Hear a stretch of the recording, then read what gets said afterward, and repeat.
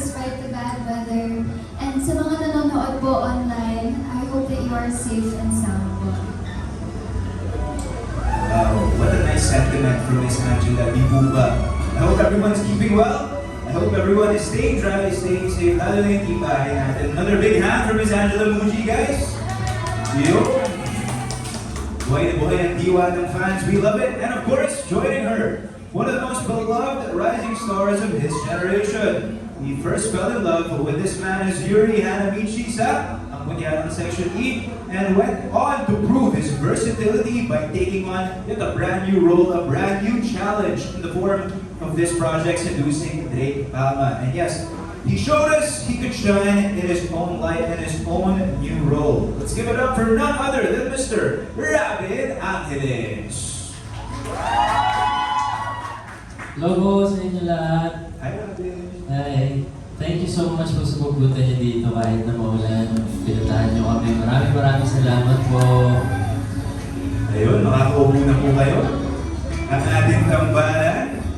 At samahan ko na rin kayo. Hello po. Thank you guys for the support. It's plain to see na hindi may sasakatuparan ito mga ganitong projects mula sa Viva One, if not for each of you guys. So we thank you. Okay? Now, let's kick it off with our question and answer portion. Buti na lang, kasama natin ang press for today to give us their inquisitive insights. Members of the press, you may now ask your questions. Rabjet, ba't di natin simulan with the very first on this list, Mr. Bobby Nequintina ng Manila Bulletin. Hello po. Hello, magandang hapon and congratulations Robin and Angela. So, 3 months na airing ang season airing si Seducing Drake Palma. So, kumusta na yung inyong samahan? Gaano siya kalalim? Sir Bobby, Yes po. thank you for that question. Kami po, very close na po kami, comfortable kami sa isa't isa. Sa loob ng 3 buwan na nakasama ko siya sa work, naging magaan po sa akin and madali po siyang pakasama. Robin. Ako po sa tagal namin magkatrabaho, mas kinikilig na ako sa kanya ngayon. Okay. Hindi, anyway. Ang ganda na po ng ang ganda na po ng samahan namin. Sobrang natural na. Talagang kahit anong project ko parang may chemistry na talaga ako. At least, ano yung nagugustuhan niyo sa isa't isa na qualities? Ako gusto ko kay Angela, sobrang maalaga niya. Talaga may paki siya sa akin. No? Ang gusto ko naman po kay Robin is that very family-oriented siya and God-fearing. Sa lahat po ng ginagawa niya, lagi niya pong inuuna si God at ang family niya. Okay, ano pa? Okay, last question. Ang Seducing Drake Palma may theme ng love and loyalty. If you were to choose sa dalawa, love or loyalty? Sa akin po love. Kasi when you love someone, loyalty comes next. Kumbaga, it comes natural. Kapag mahal mo yung isang tao, automatic loyal ka na po sa akin. Okay. Ako din, love. Kasi pag love ko yung isang tao, matik na nga naman yan. Magiging loyal ako sa akin. Aanhin naman po yung loyalty kung wala na ng pagmamahal. Mas okay po yung may feelings. Pinapakita pagmamahal. Okay, congratulations. Thank you po. Maraming salamat po. Wow, well put. Thank you. That was Bobby Requintina ng Manila Bulletin. Next up, Ms. Aster Amoyo ng People's Journal TikTok and Filipino Star ngayon.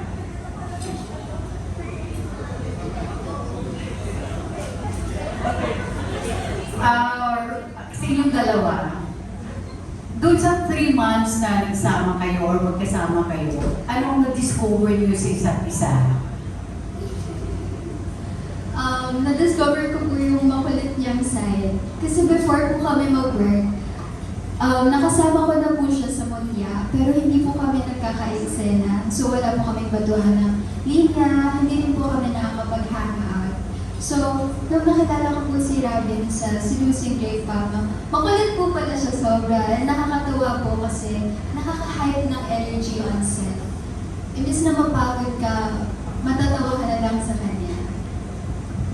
Ako naman, na-discover ko kay Angela. Kagaya na sinabi ko kanina, si Angela sobrang maalaga talagang pag nasa set kami, gusto niya sabay-sabay kami lahat kumakain, gusto niya okay ako lagi. May mga times na may sakit ako sa set, pinagbabaon niya ako ng fruits, talagang sinaslice niya yun. Tapos pinagdadala niya ako ng orange juice na ano.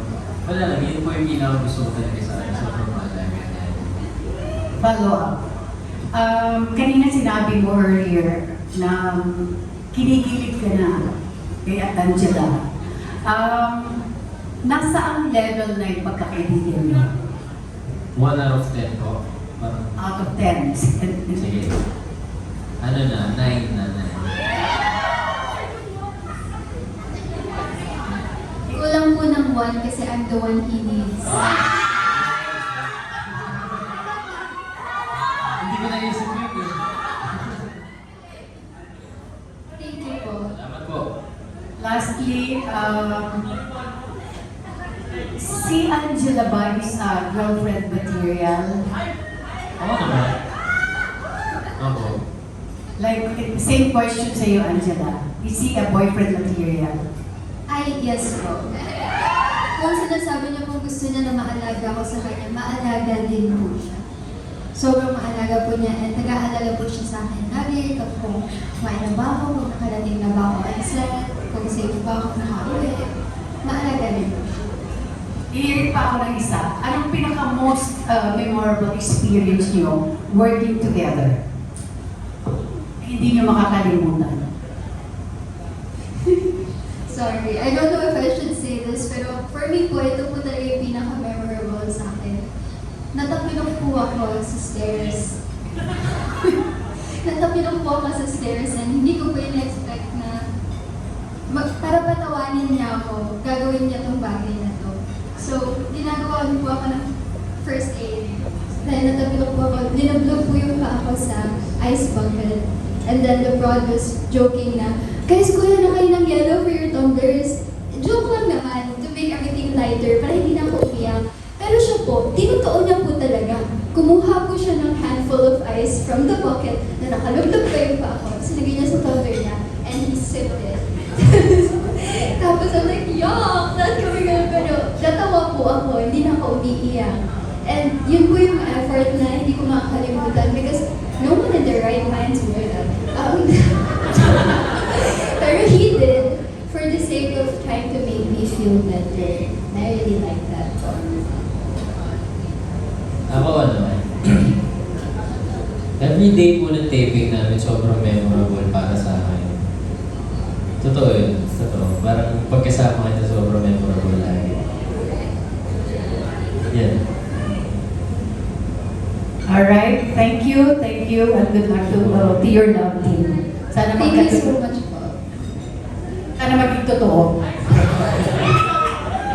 Well, amazing na tayo Stan. Tita Astrid, thank you. I hope your question was sated. Okay, next up we have Romel Gonzalez.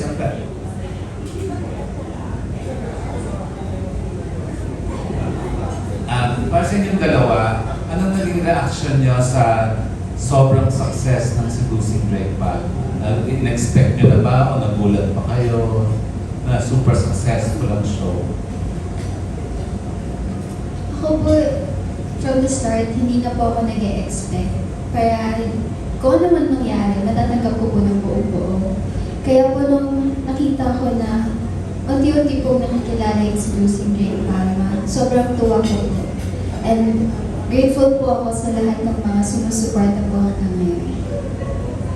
Ako ano, nung una po, hanggang ngayon hindi pa rin po ako makapaniwala talaga na tinanggap kami ng tao sa Seducing Drake Palma kasi before po ang Seducing Drake Palma, ginawa po namin yung Otiana Section E and grabe po yung pagtanggap ng tao sa amin. Kaya dito po sa Seducing Drake Palma, kinakabahan po kung ganun pa din po.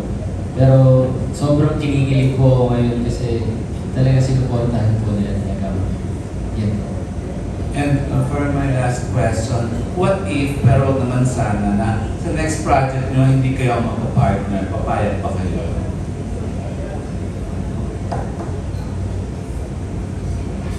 Medyo mahirap po yun sagutin, sa totoo lang.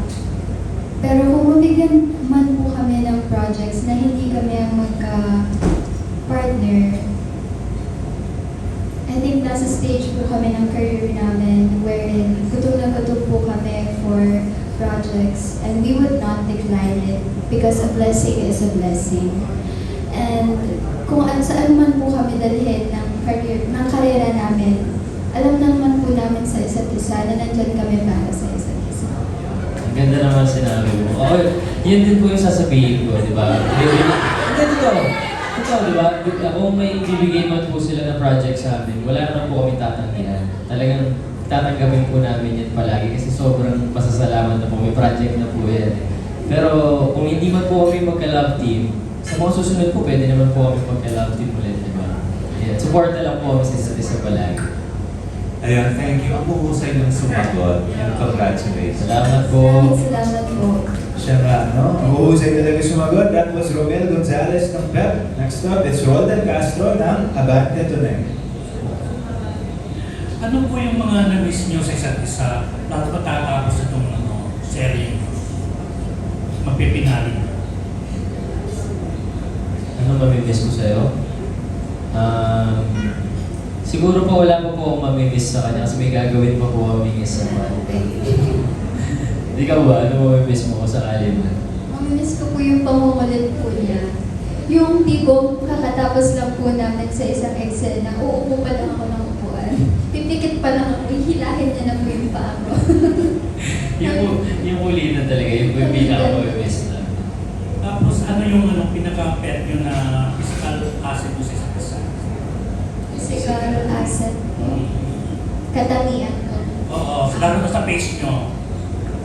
O sa katawan. Gandang-ganda po ako sa mata ni Ravi. Dahil, Malalim po yung emotions ng eyes niya. Yung tipong ang bilis mag-switch ng emotions niya when acting and nakakabilig po yun. At gwapo po talaga siya. Sobrang ganda po ng mata niya. ikaw Rabi. Ako po, favorite ko kay Angela yung nunal niya, pero gusto ko yung buong mukha niya. Di ba kumakain si Nadine Lustre? Diba? Showbiz crush ko po si Nadine Lustre. Tapos siya na ngayon ng crush mo. Ha? Tapos siya ng crush mo. Secret po. Secret ka pa dyan ah. Okay, thank you. Thank you po. Thank you po. Ayun, thank you po. Baka may nag-dethrone na sa celebrity crush ni Robin. Yung katabi niya na anyhow. That was Romel Gonzalez. Or should I say, Roldan Castro ng Abante Tonight. Next up is Kate Adahar ng Random Republica. Hi guys, congratulations. Paano kayo binago ng popularity? Kumusta na yung buhay niyo? Pa-describe sa amin. Hindi ba overwhelming? Na ganun karami yung tao ang kumidel.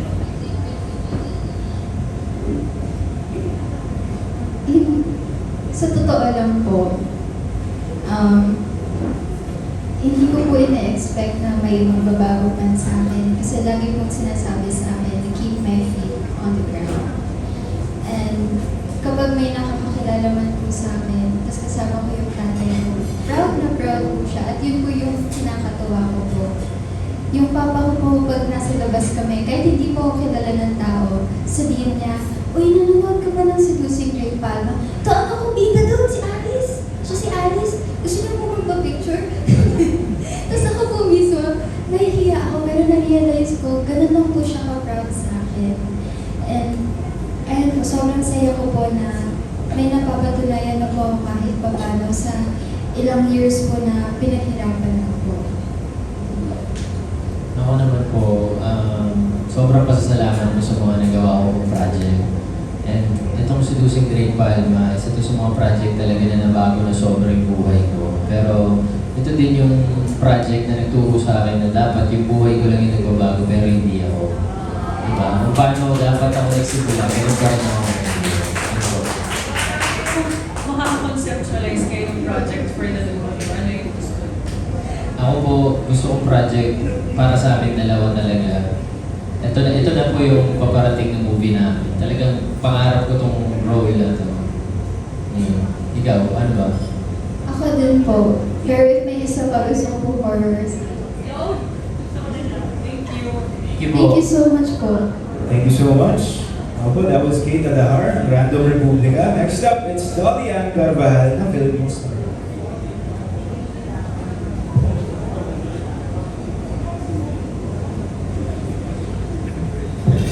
Hello. Anong favorite scene yun dun sa Seducing Drake Palma na gusto nyo i-rewind ng i-rewind? Sige, ikaw muna. Ako po, ang favorite ko po talagang scene ay yung sa sunset po. Dito po yung first time na kinis po ni Drake si Alice, except sa lips. Sorry po. Mas nakakakilig po siya kasi he kissed you everywhere but your lips. Kasi it's your first. Ako din po yun yung favorite ko dati, pero ngayon favorite ko na po yung ending. Ay, ano ba yung ending? Mamaya po papanoorin ko na. Hindi ko po siya pinapanood kasi mas pa siya screening later. Pero yun po yung favorite ko talaga yung eksena namin dalawa. O muna natin i-pre-empt. So yung title Seducing, I don't know if you're of age already, pero anong definition niyo ng seduction? Yung kunwari paano isi-seduce yung, not necessarily Angela or vice versa. For me po, it's the art of attracting someone effortlessly or better mindfully. So, in the context of seducing Drake Palma, it's Alice trying to seduce Drake, but in the end, parang siya yung na-seduce. And for me, I don't know if this is part of the question, but I just want to say it anyway. The most seductive thing about Drake, or Robin, is his eyes po talaga. You really get lost in it. In his eyes. About you, Robin, anong seduction para sa'yo?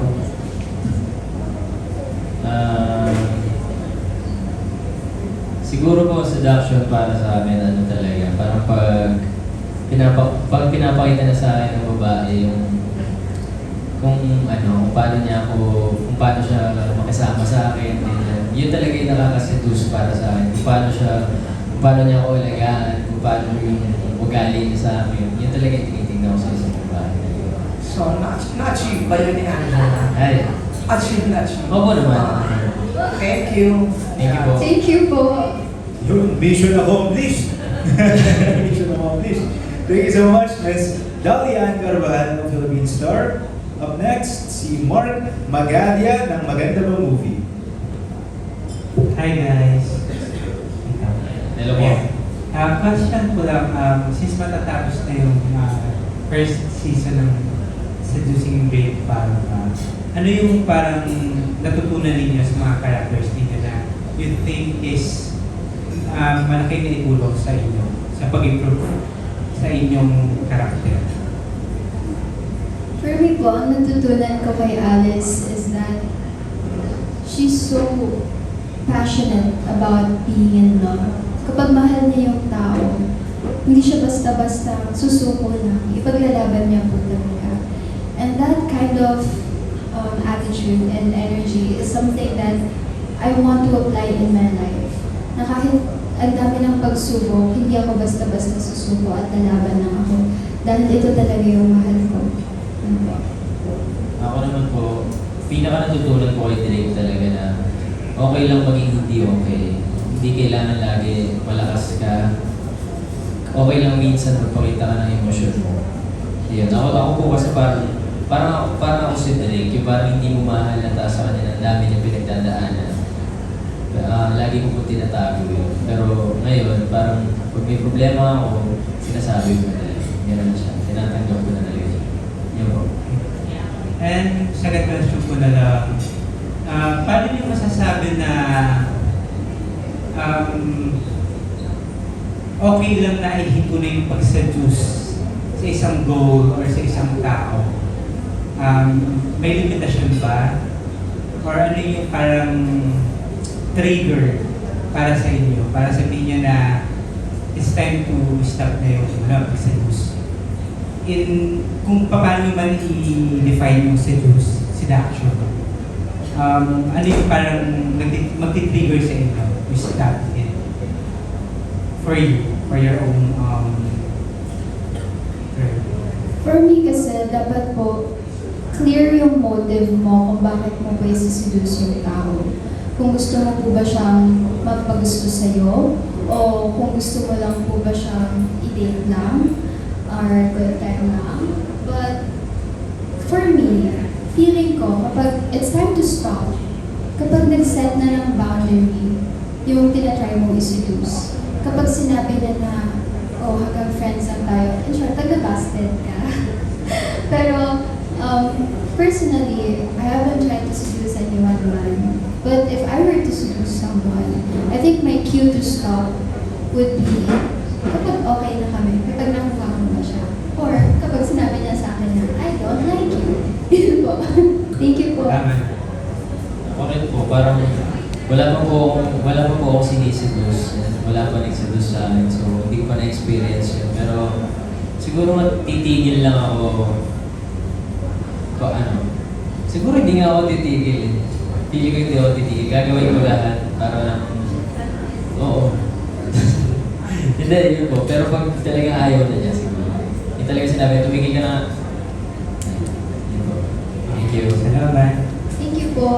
Thank you po. I think yung pinaka-takeaway natin dun, guys, is that if you must seduce respectfully, di ba? Ay may paggalang naman.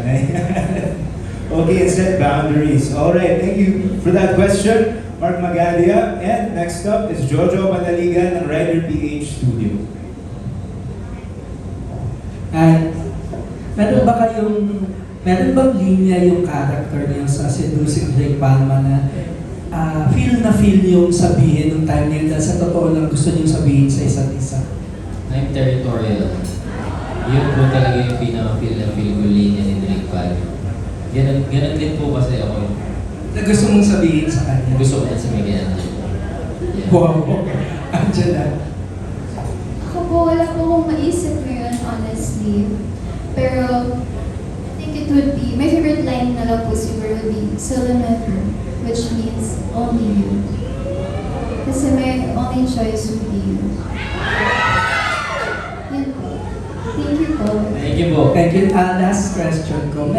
Siyempre nung binabasa niyo yung script, iniintindi niyo yung character niyo, di ba? Pero siyempre nung ginampanan niyo na, mas lumalim yung understanding niyo. Meron ba sa character niyo nakatangian na you wish you have para mas maging okay kayo na tao?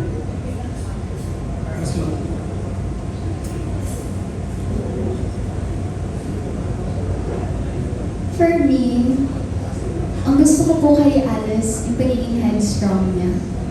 Once her mind is set on something, on a goal, and if it's for the people that she loves, gagawin at gagawin niya po talaga.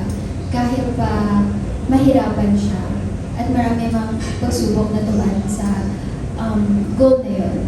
And in life, gusto ko rin po maging ganon. Maging kasi tibay niya, kasi lakas niya, na kahit sobrang nasasaktan na siya, ipinaglalaban niya. Grabe. Ako po yung pagiging matalino ni Drake Palma talaga. Sobrang talino po kasi ni Drake Palma. Yun po yung pinaka gusto kong makuha kay Drake. Yeah. Salamat. Thank you. Salamat po. Thank you po. That was Jojo Manaligan ng Rider PH Studios. Up next, Erwin Ogawa ng Anong Dera.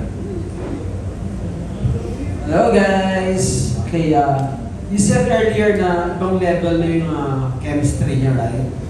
You said earlier na ibang level na yung chemistry niyo. Yes. So ano yung mga naging niyo, mga bagay-bagay na similarities niyo na nag-check kayo? Ano yung mga bagay-bagay na?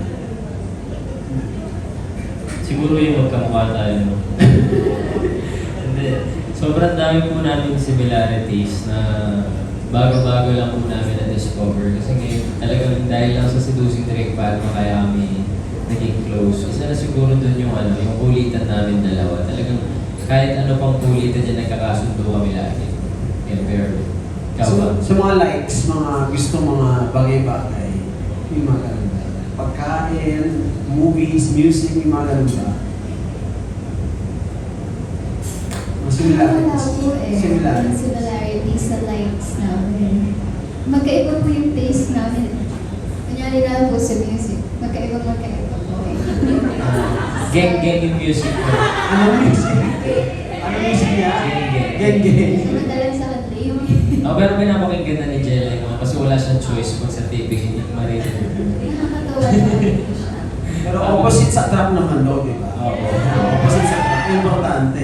Totoo ba ako sa Jack Oo, totoo Rabbit? naman. Totoo naman. Cute. And my last question sa early success niyo sa showbiz, ano yung mga bagay na natutunan niyo so far?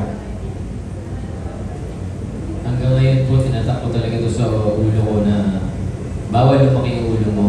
Dapat lahat ng tingin mo sa tao, pantay-pantay kayo. Totoo lang. Dapat, yun po talaga yung pinaka natutunan ko. Tsaka yung wag na wag ka malilate. Kasi importante yung oras ng bawat isa. Yun po talaga. Ako same din po. Yun din po yung lagi pong nare-remind sa akin ng family ko na wag po lalaki yung ulo ko and I should always remember to look back. Parang bamboo po. Yung kahit ano ba? Yung kahit tumatangad ka na, lagi ka pa rin babalik sa pinagalingan mo, yuyuko ka pa rin. Very well said. Thank you guys. See you around. Thank you. Thank you po, Erwin Ogawa ng Anong Ganap. Right now, si Alan Policarpio ng Inquirer. Atin namang pakinggan. Hi, good afternoon.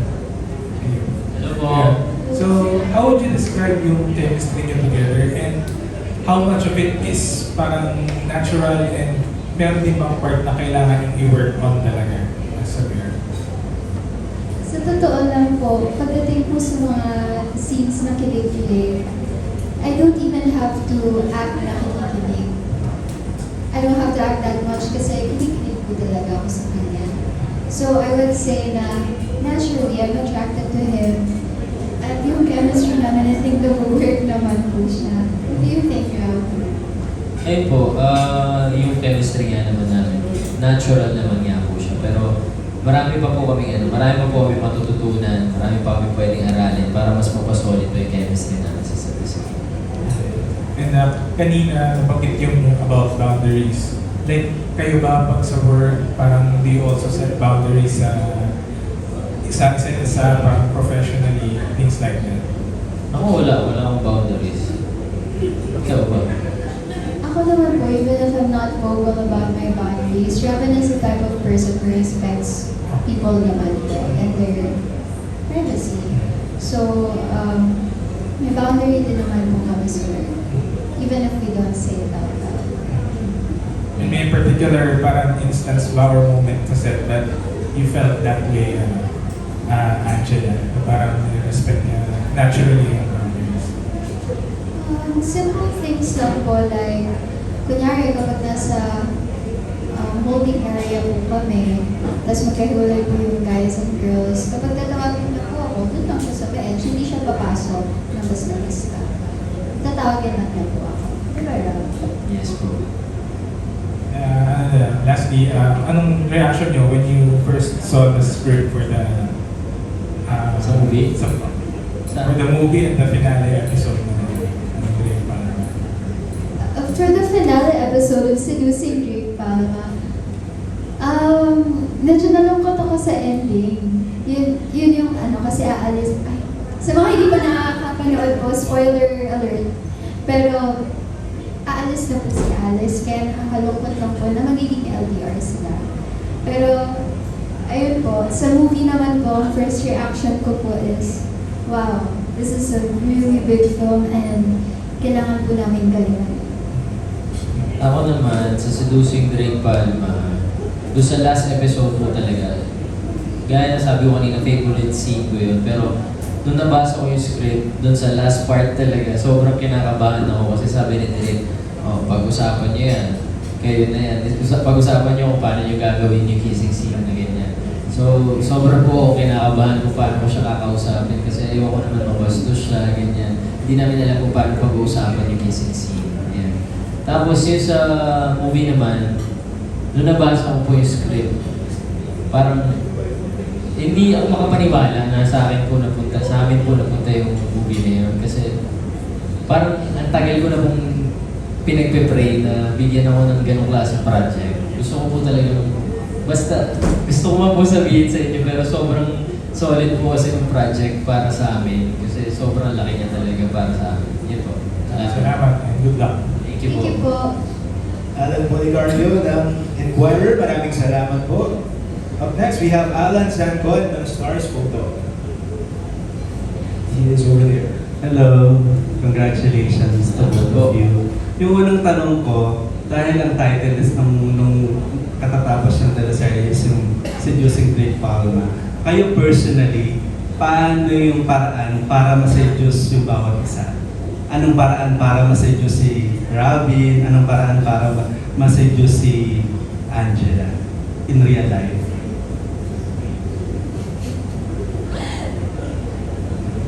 For me po, since attraction plays a big part on seduction as for me po, I think it's hard. I don't know kung paano ba ako nasa-seduce, pero siguro sa love language na siguro, when they spend quality time with you and when they give you words of affirmation, yun po yung mga love languages or mga actions na nakakapag-fall po sa akin or nakakapag-seduce po sa akin. Bago sabagot si Robin, ginagawa man ni Robin sa'yo yun? Opo. Yes po. Okay, thank you. Robin? Ako naman po, para ma-seduce siguro ako, number one na tinitignan ko talaga kung paano ako makisama sa isang tao. And yun talaga yung pinaka-importante para sa akin. Kahit hindi ka makisama na maayos sa akin muna, basta gusto ko makita ko na nakikisama ka na maayos sa lahat ng tao, pati tingin. Yun talaga, feeling ko masiseduce na ako na kahit sino, basta sobrang bait na sa lahat. Kamusta naman yung pakikisama niya? Si Angela po, kahit sino sa set, best friend niya. Promise po sa inyo. Yan po.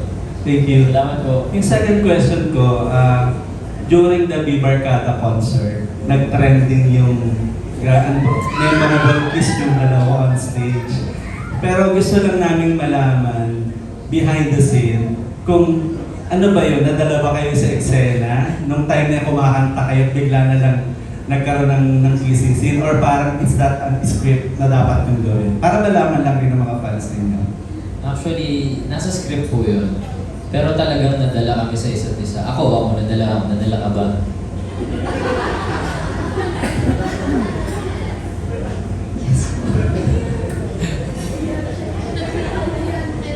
Yun po. Follow ko lang kay Angela. Angela kasi parang ang nangyari dun sa eksena, parang ikaw yung biglang nag-smack kay Robin. So parang to naging tendency na parang, uy, mas may Ako feeling. yun. Ikaw ba Ako yun? yun. Doon lang po siguro sa angulo ng video na mukhang si Angela. Pero ako po talaga nag-initiate ng kiss niya. Okay. In what way ka nadala, Robin? Hindi, titigan lang po kami. Tapos yung parang si Angela, basta parang siya lang po yung nakikita ko sa stage, ay sa buong Araneta. Totoo po. Ganun talaga yung nangyayari. Kasi nung unang sampa ko sa stage, hindi ko alam kung paano ko gagawin yung buong gawin yun. Kasi sobrang daming tao na nasa harap ko. Kakatapos na sa NFT, tapos bigla naging Araneta. Diba? Parang hindi ka makapaniwala na nakaapak sa stage na yun. Tapos nung kami na lang dalawa, sa stage na ako kumakanta kami. Sa totoo lang po, parang kami lang talaga dalawa sa buong Araneta. Yeah. Last na lang, ano yung mas na gustuhan yung kiss? Yung during the Bibarkada? Or yung final? Yung last day. Yung last day po. Bakit? Bakit, Rob? Ay. Hindi. Panoorin niyo na lang po kung bakit. Panoorin niyo na lang po. Thank you. Congratulations. Salamat po. Super kilig dalawa. Congrats. Thank you po. Maraming salamat po. Alan Zancon ng Stars Photog. And last up, Jacob Manangan, TikTok content creator. He is over there. Hello po. Hello guys! First of all, congratulations. May finale na and then may another movie kayo coming out. Ito, ano ang meron, sa palagay nyo, ano ang meron sa love team ninyo na wala sa iba?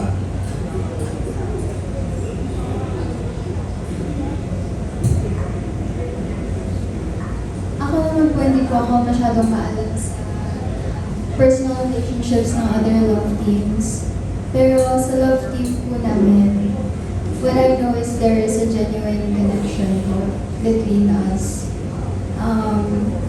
we trust each other and malaki po ang pangarap namin para sa isa't isa. So nagtutulungan po talaga kami dito and we're not forced to be here and we're glad to be here and thankful po to be in the love team. That's for me lang po, I'm not sure. Ako naman po, hindi naman po sa wala sa ibang love team.